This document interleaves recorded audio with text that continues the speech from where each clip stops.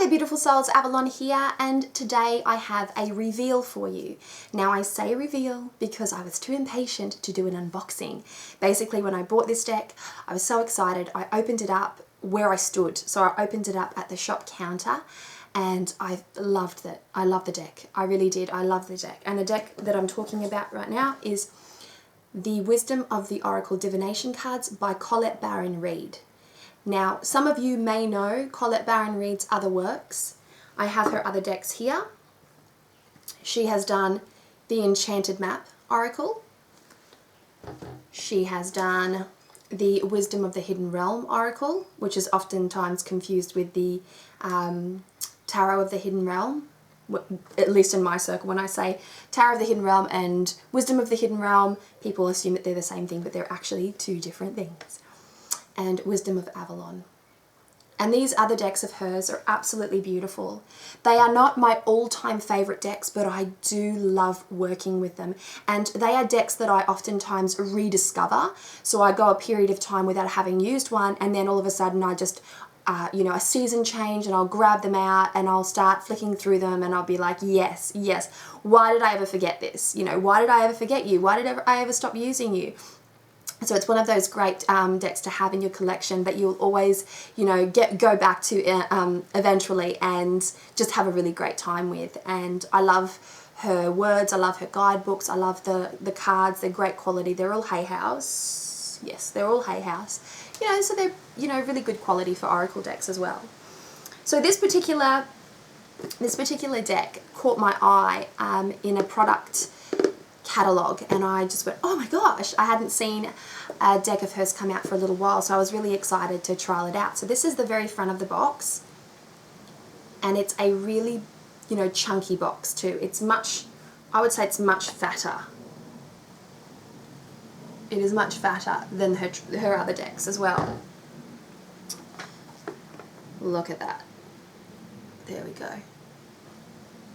So this is a 52 card deck, and the guidebook for this one is 204 pages. So the inside of the card, it's not like Blue Angel, they're not necessarily coloured, or it's got a nice blue in there, I guess you could say it's coloured.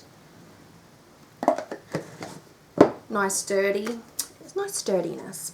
And this is the book. This is the 204 page guidebook, which I must admit I was really taken by. And I'll tell you why. First I'll give you a little talk about the cards themselves. There's a few, the layout of the guidebook is very typical. It explains the cards, the layout, the inspiration, ways in which you can utilize the cards, and then it skips into the actual card meaning. So this is card number 1, and card number 1 is Yang. One little thing that I didn't really like in this guidebook is the fact that she has chosen to write the numbers out rather than use their, numerical value, their digits, the digits rather than, this. So I didn't really like that, because the cards, she's actually got the digits on the cards, and here she's chosen to write the number out completely. And for some reason that just didn't, I don't know, that irked me. But that aside, the layout of the guidebook is interesting because you get the essential meaning, you get the oracle message, which you can see just there, if it's not too glary. I apologize for the glare. And then on the other side it continues, and then you have relationship message, prosperity message, and protection message, which is really great. I think that's a tremendous way of laying out a guidebook, because then it allows a user, especially a beginner, to interpret cards in different ways according to different questions and different, energies that might be coming through as well. So it gives a diversity to the actual meaning itself. And oftentimes most cards are laid out in a way where the keyword only leads then to the diversity of message. But this is great for a beginner, and I think that because of that feature alone, it pushes this deck up at the very top of my most recommended beginner oracle deck list. God, that's a mouthful. So I really like that feature. Aside from that, I wanted to share a little bit about the sort of like the inspiration of this deck, because I was quite taken by it. And so in the How It Works section, she writes, and I'm just going to read a snippet of this. In this deck, elements of the I Ching, Norse runes, the minor arcana of the traditional tarot, and other oracles are interwoven throughout this deck in order to make it as accurate as possible. So she's pulled in inspiration from other oracle and divination systems, and that's something that I like. I like that a lot. So great little book there, nice and chunky, keep you occupied for a little while at least. So now to the deck. This is the backing of the deck, and I think it is gorgeous. It's got a Vesica Pisces feel to it. It's got a little bit of an infinity symbol feel to it. Although it's not connected in the center, one can't help but allow their mind to go in that direction. Am I right? The actual artwork, the colors used in the artwork on the back have an opalescence and an ethereal nature to them, and the whole deck has an ethereal nature to it. What am I talking about? But this is really beautiful, and the red background is really striking. She has chosen to go with a white border on the back, which, you know, it's her deck. I respect that. So that is the backing of it. As per usual, for those who own her oracle decks, the sides are gilded. The sides of all of her other decks are gilded as well, or the edges, I should say, not necessarily the sides. Now, these will not be in order, nor will I be showing the entire deck. I like to leave something up to the imagination. So if you want to buy it, you get your own little surprises. But cardstock is very, very good, and there is a border. The way that she has chosen to lay out the card, and I'll show you the very first card here, and this card is Come to the Edge. And as you can see, you do have a white border around, which I don't think detracts too much from the actual images on the cards, because the images of the cards and the tones of colors that she's chosen to use are very light, very airy, very dreamy. So it doesn't take too much away. It's not like a shocking border. And then the card names are actually placed as a little banner on the bottom there, as you can see. Very, very pretty stuff. Very pretty. And that's a very, very pretty card. So we have Loyal Heart as our next very, very pretty card. Isn't it beautiful? We have, this is really sweet. We have A Leg Up. And I think that that's really sweet. Some of the messages here are really, really sweet. The Here and Now. Oh, this one's beautiful. Message in a Bottle. Just gorgeous. Oh, because I'm a fan of The Never-Ending Story. The Never-Ending Story.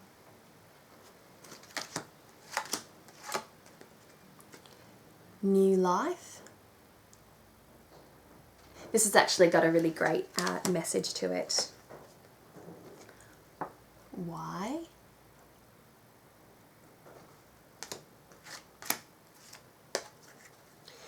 Now, this is what happens when one gilds the edges. The cards, and the cards are a bit shiny too, so you do get a little bit of stickiness. Oh, soulmates, how gorgeous is this card? How gorgeous is this card? Oh my god. And I love that they chose penguins. A Change in the Winds. This is beautiful, this is beautiful. A Fork in the Road. I showed this one to my daughter and she just went, oh!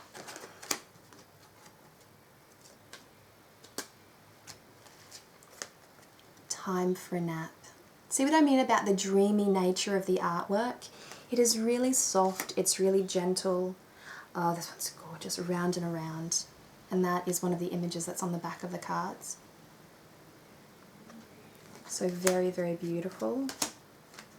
This is Yang.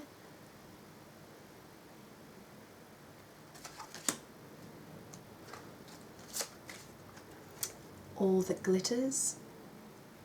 So the artwork is beautiful. The images, the representations are just gorgeous. So soft, so soothing. It really is a beautiful deck, and I don't think that a camera can do this deck justice. I think it's one of those ones that you have to actually interact with personally. As I was unboxing it in the store, in the Crystal Ball bookstore here in Cairns, I was full of oohs and ahs, and I I'm one of those obnoxious people that just like, when I'm really passionate about something, I just start, I started opening up this deck and then thrusting the images. Look at this card, and at people that I don't even know, because I'm like that. That is me. That's a feature of, you know, me. And I'm okay with that.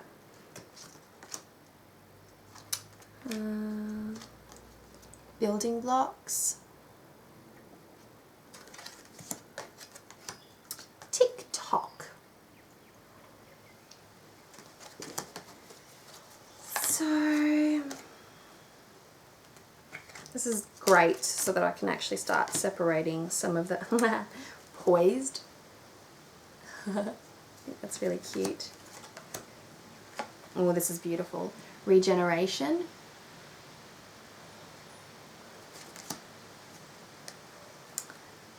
No place like home.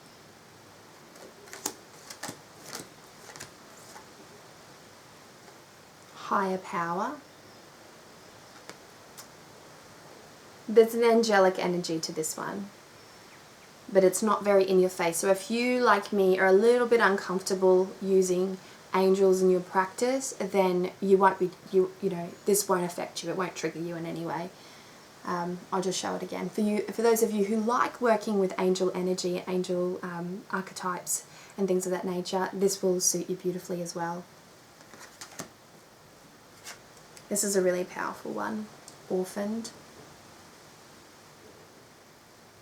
One of the first ones that I actually looked at, it's card number 5, so obviously I was flicking through them really quickly and I saw this one, and Angie, the owner of the Crystal Ball bookstore, and I just went, oh God, that's sort of hits home. This is cute. The Tribe. An Unfinished Symphony. So I've left quite a few cards out. Now, I haven't worked with this deck as of yet. Like I said, I've only done a quick shuffle and then a 1-card draw just to see where I was at, just to see what kind of energies it would pick up, and I loved it. I loved my very first draw. I was like, snap, snappity, snap, snap, snap, up on Instagram. If you follow me on Instagram, you will have seen this, and I was really impressed with it, and I just thought this is going to be a really honest, easy to use, straightforward, inspiring and gentle kind of a deck. So if you're in the market for a deck like that, this one here, you will not be disappointed with. The quality of the cardstock is good. It's a little thinner than Blue Angel cardstock, I would say, but not by much. So it's good sturdy cardstock. It's beautifully presented, as you can see for yourself. The gold edges, oh, it just gets me every time. It gives such a magical and semi-regal nature to the deck itself, and it just, I don't know, it sets it apart, you know. It looks so much, this is the Messenger Oracle, and not that the Messenger Oracle needs gilding, but you know what I mean? It just sets the cards apart a little bit, and it's a bit of a fancier deck, I guess, because of that reason. But beautiful deck, really, really going to enjoy utilizing it in one way or another. I'm going to enjoy reading more about the book, more in the book, about the book, in the book. I'd like to read more of the book. How about that? And get to know her mind process, and you know, sort of discover some yummy tidbits, because there's always a little something something in those guidebooks. I know there are a lot of people that don't like to use guidebooks. I'm a bit half and half, if I'm being entirely truthful. There are some guidebooks that I look at and I go, oh yeah, I'm going to read you. This one definitely is one of those ones that I'm like, yes, I would like to read you. And especially because she said that she used those other divinatory systems within the deck itself. So I'm curious to see where and how she actually applied that, and then in turn get to know her understanding of those systems, and you know, and then figure out how she meshed it all in there. So I'm really looking forward to that. But there are other times where I just look at a guidebook and the images on the cards as really are enough for me, and I feel really connected to the images immediately, and therefore I just go intuitively with it. And then later on I'll go back and have a little bit of a look through the cards themselves. One thing I don't ever skip past is figuring out the inspiration behind the deck and how he or she or the artist or the writer has actually chosen to put the deck together, because that to me is always of interest, but it doesn't necessarily mean that I go through the entire deck. And I'm certainly not one of those people that sits there with the guidebook going a card draw and then flicking through the actual book, unless it's a complicated and non-straightforward sort of oracle deck with really obscure imagery. So like the Journey of Love. And that would be one of those decks where I'd be like, well, okay, what's this? So that's it. Wisdom of the Oracle Divination Cards by Colette Baron-Reid. A little bit of a reveal, a little bit of a ramble, and I hope you guys have enjoyed it. And I'm going to be doing some readings with this one, or some card draws. I'm going to try and utilize it on my Avalon's Apothecary page, which starting off this Monday, I plan on doing my daily draws again. So I'm at that state now where I'm at the stage now, not stage, but at the stage now where I can actually do that, because I'm quite set up now and everything feels a little bit more homely and I'm falling back into my old rhythms again. So much love, many blessings. I'll bring it up nice and close. I'll speak to you guys later. Bye.